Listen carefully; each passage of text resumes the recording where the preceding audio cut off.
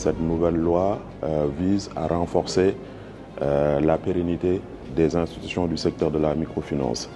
Donc, comme il l'a dit, ça va nous permettre de mobiliser davantage de l'épargne. Ça va également permettre de renforcer la gouvernance des structures de microfinance, qui était souvent un défi. Ça va également permettre d'introduire de nouvelles initiatives comme la finance islamique. Ça va également nous permettre de confirmer des initiatives qui commençaient à émerger au niveau de certaines structures de microfinance, surtout des initiatives digitales qui avaient pour vocation de renforcer la proximité et l'accessibilité de nos services.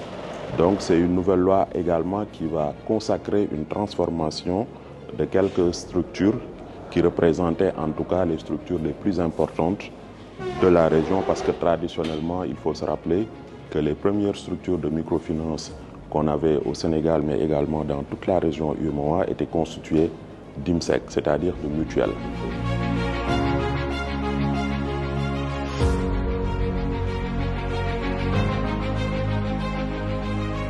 Il y a donc plusieurs innovations, je n'en ai cité que cela, mais c'est une loi qui va assainir donc le secteur.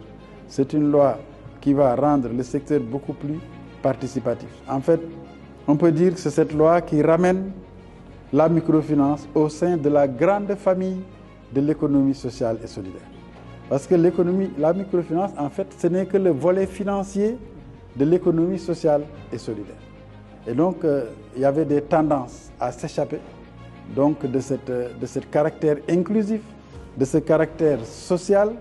Et donc, cette nouvelle loi va ramener tout le monde à cette forme de participation, de gestion donc inclusive, et surtout encourager l'ensemble des clients qui sont en fait les propriétaires de ces institutions de microfinance à beaucoup plus s'impliquer dans la gestion de leurs institutions et donc consolider donc ces institutions en termes d'agrégation, en termes donc de synergie.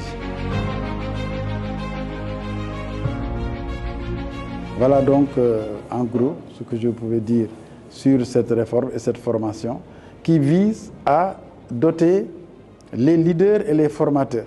Parce qu'ici, vous avez vu remarquer le très haut niveau de participation. Donc il s'agit vraiment de ceux qui ont en charge le secteur et qui, sortis donc de cet échange, vont donc pouvoir diffuser donc les connaissances et les diffuser de façon telle que ça soit harmonisé. Parce qu'il est important que les interprétations à la suite de cette réunion soient harmonisées de telle sorte que lorsque cette diffusion se fera dans le corps social de la microfinance, cela puisse être en tout cas compris de la même façon, quel que soit le point où on se trouve au Sénégal, qu'on ait la même compréhension des dispositions de cette loi assez complexe. Voilà donc ce qu'on peut retenir de cette rencontre importante que le ministre de la microfinance tenait à présider lui-même, malgré ses contraintes, mais il a fait que partie remise, il a décidé de venir personnellement présider la clôture parce que cet atelier lui tient à cœur.